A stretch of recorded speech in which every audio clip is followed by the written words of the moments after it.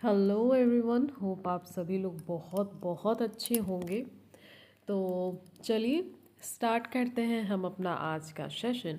और आज है हमारे पास बहुत ही प्यारी सी स्टोरी जिसका नाम है द अगली डकलिन। डकलिन मतलब ये किसकी कहानी है? एक डक की। ठीक है, तो चलिए स्टार्ट करते हैं। One hot summer day, one hot summer day on a farm. Summer day, hot summer day मतलब गर्मियों का मौसम।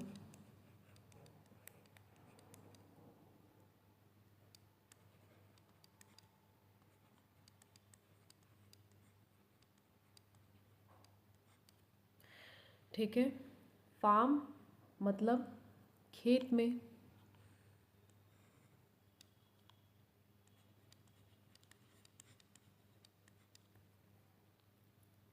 A mother duck sat on her nest. Sat on मतलब बैठी हुई थी।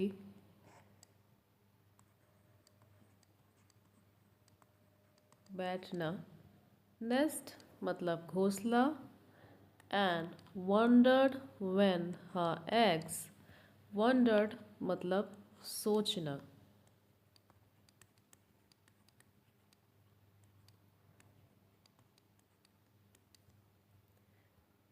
would hatched। hatched मतलब कि कब वो टूट के बाहर आएंगे। जो अंडा होता है वो कब टूट के बाहर आएंगे मतलब फूटना। ठीक है, तो मतलब गर्मियों का मौसम था। एक खेत में एक मदर डक, एक बतख जो सोच रही थी अपने घोंसले पे बैठ के कि कब उसके अंडे फूटेंगे। ऑन वन फाइन डे मतलब कि एक दिन। ठीक है, ऑन वन फाइन डे मतलब एक दिन।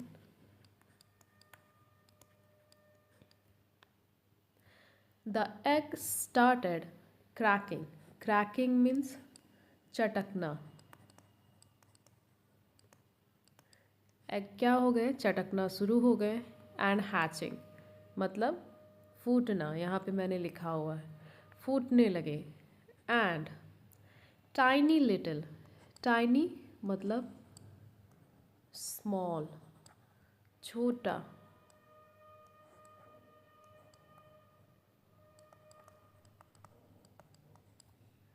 Little ducklings started coming. Ducklings means जो बतख के बच्चे होते हैं उन्हें कहा जाता है।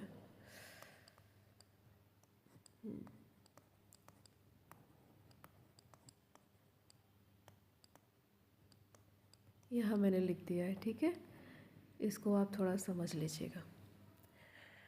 स्टार्टेड कमिंग आउट क्या होने लगे?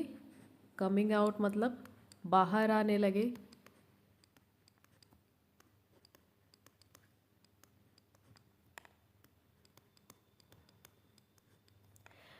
The cells on after another.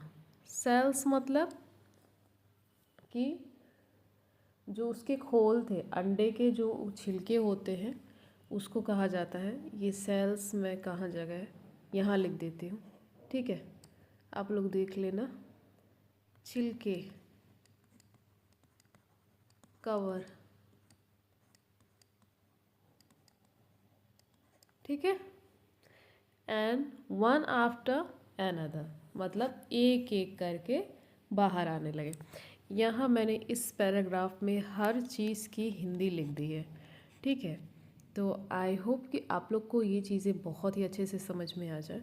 और मुझे लगता है कि यहाँ पे मुझे अपने पेन का कलर चेंज करना चाहिए, क्योंकि थोड़ा सा ये मुझे लग रहा है कि शायद ब्लैक पे ये थोड़ा सा नहीं समझ में आ रहा है। तो चलिए मैं इसका पेन का कलर थोड़ा चेंज कर लेती हूँ।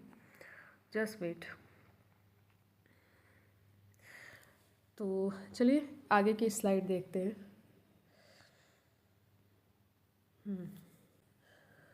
द टाइनी मतलब छोटे, डकलिंग मतलब बच्चे, बतख के बच्चे।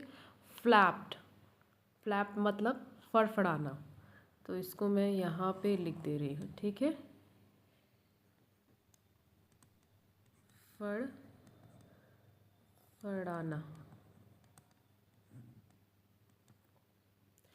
वो क्या करने लगे, अपने पंख फड़फड़ाने लगे। देयर विंग्स, विंग्स मतलब पंख। एंड क्राइड मतलब रोने लगे। क्वैक, क्वैक उनकी आवाज़ कैसी थी, क्वैक क्वैक करके वो रोने लगे। The mother duck was happy, mother duck क्या थी, खुश थी। To see all her ducklings मतलब कि जो अपने वो बच्चों को देख के बहुत ही ज़्यादा खुश थी।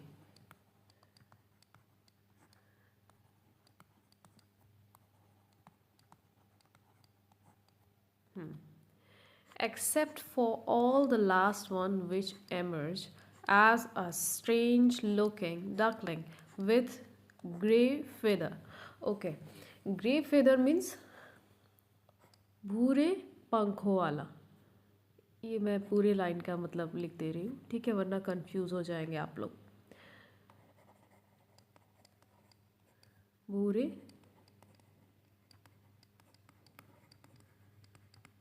पंखों वाला। अच्छा, तो यहाँ पे समझने वाली बात है कि इस पैराग्राफ का पूरा मीनिंग क्या होगा। इस पैराग्राफ की मीनिंग होगी कि जो बतख थी, जो मदर बतख थी, उसने क्या किया, मतलब कि वो अपने सारे बच्चों को देख के बहुत ही खुश थी, लेकिन सब में से कोई एक उसका बच्चा था जो बहुत ही अलग सा दिख रहा था, और वो थोड़ा सा उसके उसके सिवाय वो सारे बच्चों को देख के खुश थी, क्योंकि वो जो बच्चा था जो अजीब सा दिख रहा था, वो कैसे दिख रहा था, काफ़ी अजीब सा, स्ट्रेंज लुकिंग, ठीक है, अजीब सा दिख रहा था। और कैसा दिख रहा था, उसके जो पंख थे वो कैसे थे, भूरे रंग के थे, ठीक है। तो यहाँ पे ये हुई इसकी meaning. Next paragraph. Mother duck called out मतलब क्या करती है, अपने बच्चों को बुलाती है, बुलाना, ठीक है।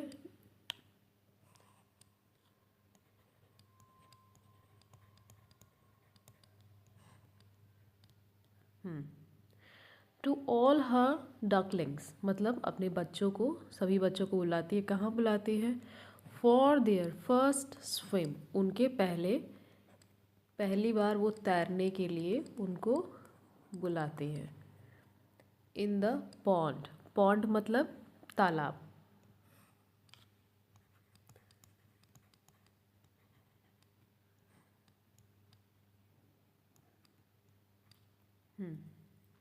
सी led all her children to the nearby मतलब पास।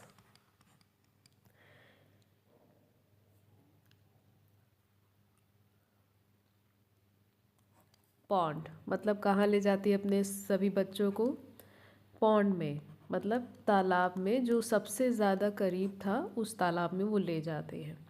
And begin teaching each duckling और क्या शुरू करती है, बिगन मीन्स शुरू करना,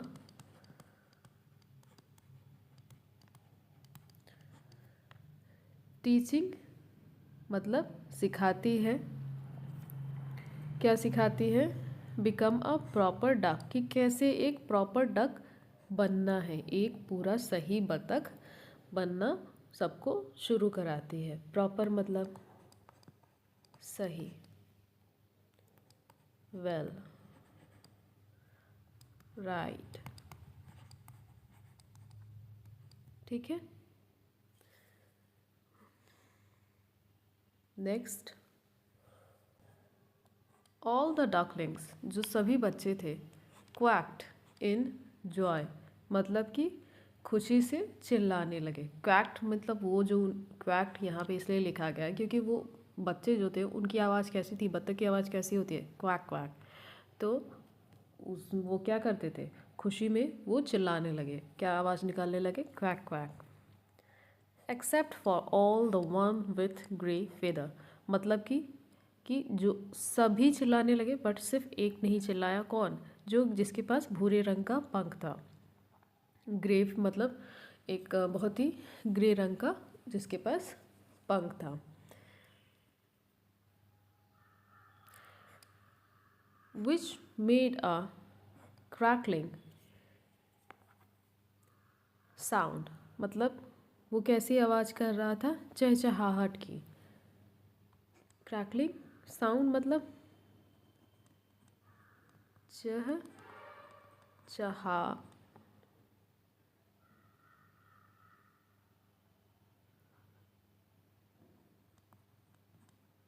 ठीक है, जस्ट वेट।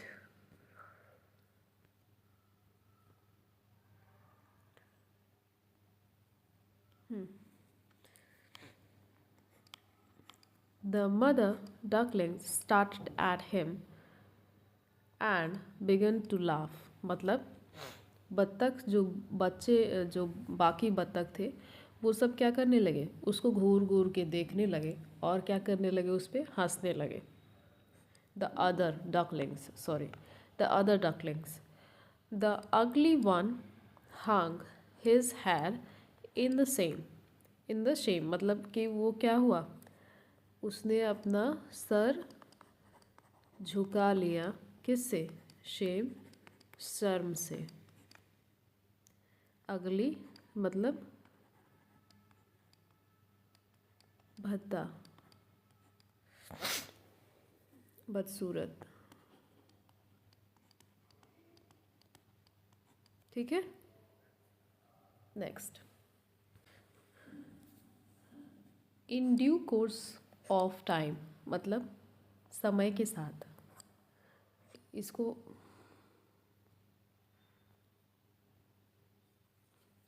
इसको आप लोग इतना पोर्शन याद रखिए, बहुत काम आता है। समय के साथ। In the mother duck and, जो ममा डक थी वो, एंड हर डकलिंग्स, उसके बच्चे, स्टार्टिंग इग्नोरिंग हिम, क्या करने लगे? उसको नज़रअंदाज करने लगे। वाइल द अदर्स प्रैक्टिस क्वाकिंग, मतलब कि वो क्या करने लगे? बच्चे जो अन्य बच्चे थे वो कैसी आवाज़ करने लगे? तालाब में टर्र टर्र करने लगे और जो क्वाक क्वाक की आवाज़ थी उनकी वो करने लगे। स्विमिंग मतलब तैरने लगे। डाइविंग मतलब क्या करने लगे? गोता लगाने लगे। डाइविंग, ओके, यहाँ पे मैं लिख दे रही हूँ, तैरना।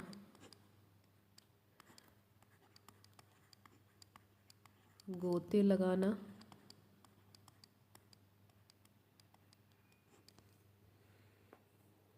And splashing water in the pond, pond तालाब। और क्या करने लगे इसके अलावा? पानी की छींटे, वाटर, पानी, स्प्लैशिंग मतलब छींटे, किसके? पानी के छींटे, पानी के छींटे मारने का अभ्यास करने लगे, ठीक है। फीलिंग डिजेक्टेड, डिजेक्टेड मीन्स निराश। कैसा महसूस करने लगा वो? निराश। एंड अनवांटेड, अवांछित।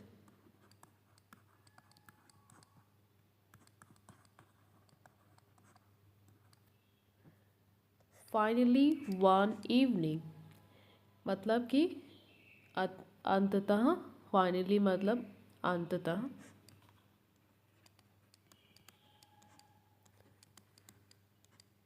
वन इवनिंग मतलब दोपहर में, सॉरी शाम को, इवनिंग शाम को।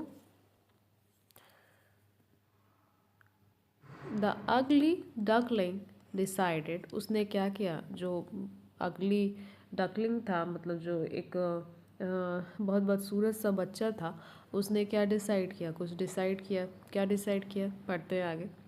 लिव हिज होम मतलब अपने घर को छोड़ने का डिसाइड किया उसने। इन विंटर, किस में था वो, ठंडियों का समय था, उस समय में उसने, सर्दियों में उसने क्या डिसाइड किया कि वो अपने घर को छोड़ देगा। एंड रन अवे मतलब कि भाग जाएगा, भागना। To live in a swamp all by himself. Okay, swamp मतलब दलदल। वो क्या करेगा, उसने क्या फैसला किया कि वो अकेले ही दलदल में रहने के लिए भाग जाएगा। हिमसेल्फ मतलब खुद ही। चलिए आगे बढ़ते हैं। ऑन हिज वे मतलब रास्ते में।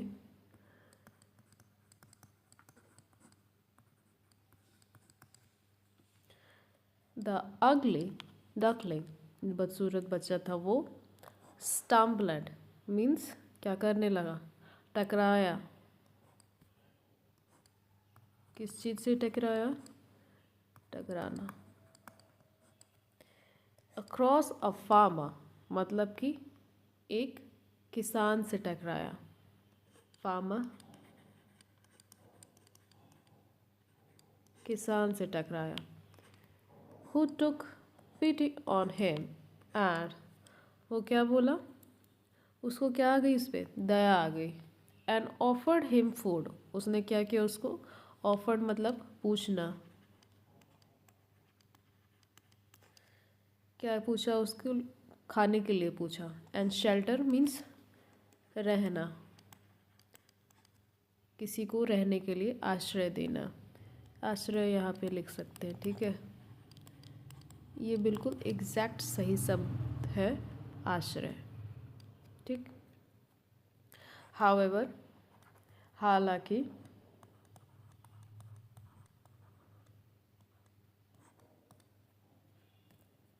द डकलिंग वॉज टेरिफाइड, क्या था वो बच्चा, डरा हुआ था।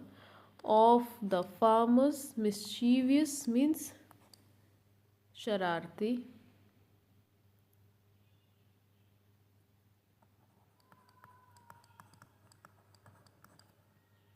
चिल्ड्रन उसके शरारती बच्चों से डरा हुआ था।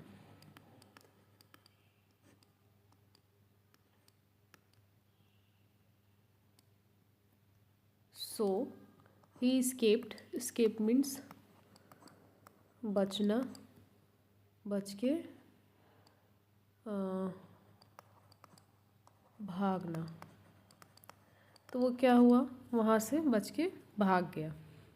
नेक्स्ट, एट लास्ट आखिर में,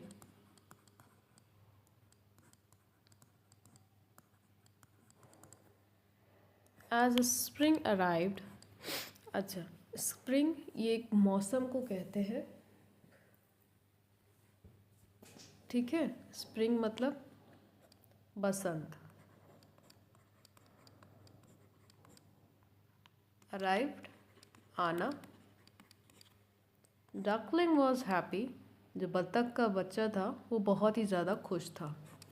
दैट कि he could start swimming again, कि वो क्या कर सकता है, फिर से स्विमिंग को स्टार्ट कर सकता है, तैरना स्टार्ट करता है, कर सकता है। इन द लेक मतलब कि तालाब में। He went to the nearby, nearby मतलब पास में, जाता है। वेयर जहाँ पर, ही फाउंड पाना, क्या पाता है, a flock of beautiful swan. Flock मतलब कि जो हंस का झुंड होता है, झुंड को कहते हैं, ठीक है। किसी भी झुंड को फ्लॉक्स बोलते हैं। स्विमिंग एंड तैरते हुए पाता है। And gazed eight there beauty मतलब कि गेज्ड मतलब निहारना, उनकी खूबसूरती को क्या कर रहा था, वो निहार रहा था। As the duckling had fully grown मतलब कि अब जब बतख का बच्चा पूरी तरीके से बड़ा हो चुका था। And he approached the swarms if he could join them वो क्या करता है, अब पूछता है जाकर कि वो क्या उसमें शामिल हो सकता है। कंप्लीटली, कंप्लीटली मीन्स पूरी तरीके से।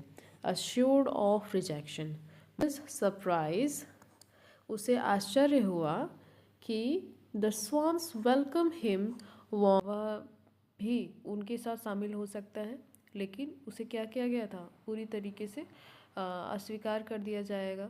उसने मतलब ये चीज़ सोचा, पर उसे आश्चर्य हुआ कि हंसों ने उसका क्या किया, गर्मजोशी से स्वागत किया। ठीक है, हंसों ने क्या किया उसका, वार्मली मतलब गर्मजोशी के साथ स्वागत करना, वेलकम लिखा है। ठीक है, वेलकम, स्वागत करना। ठीक, ओके।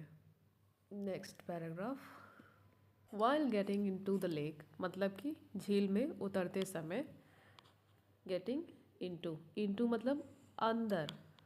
ठीक है, जैसे ये कोई चीज़ है तो ये यहाँ पे अगर ये चीज़ जा रही है तो इस चीज़ को हम लोग क्या बोलेंगे, इस मोशन में इनटू का यूज़ करेंगे। ठीक है, ही सॉ हिज रिफ्लेक्शन, उसने क्या किया, अपना रिफ्लेक्शन देखा, अपनी परछाई को देखा। रिफ्लेक्शन मीन्स परछाई। इन द वाटर, किस में, पानी में। वॉज सरप्राइज्ड, मतलब कि वो बहुत ही क्या हो गया, आश्चर्यचकित हो गया। टू सी दैट, यह देख के, that he is not an अगली डकलिंग एनी मोर, कि वो दोबारा से अब बत्तख का बच्चा नहीं रहा, मतलब बदसूरत बत्तख का बच्चा अब नहीं रहा। ही हैड ट्रांसफॉर्म, वो अब बदल चुका था, इनटू अ ब्यूटीफुल स्वान, बहुत ही ज़्यादा, इनटू मतलब यहाँ पे किसके लिए यूज़ किया गया है, किसमें, बदलना। ठीक है, बदल गया था एक बहुत ही सुंदर से स्वान में, हंस में। सून ही ज्वाइंड, वो जल्दी ही ज्वाइन किया, क्या, द फ्लोक ऑफ ब्यूटीफुल स्वान, बहुत ही सुंदर हंसों के जोड़े को उसने क्या किया, ज्वाइन किया। And was happy to fly off with his, और वो खुश था कि his newly found swan family, मतलब कि उसने एक बहुत ही सुंदर से हंसों के झुंड में वो शामिल हो गया पहले, उसके बाद उसने नए अपने पाए गए हंस परिवार के साथ उड़ने में वो बहुत खुश था। तो ये हमारी आज की स्टोरी, और बहुत ही प्यारी सी स्टोरी थी। तो आई होप कि आप लोग को पसंद आई हो, और मैं और भी स्टोरीज़ और आर्टिकल्स लेके आऊँगी बहुत ही प्यारे डेली बेसिस पे। अगर आपको चैनल हमारा अच्छा लगा, हमसे कुछ सीखने को मिल रहा है, तो हमारे चैनल को प्लीज़ लाइक करें, शेयर करें, सब्सक्राइब करें। ये हमारे लिए बहुत ही ज़्यादा हेल्पफुल हो सकता है। ठीक है, चलिए मिलते हैं अपने नेक्स्ट सेशन में।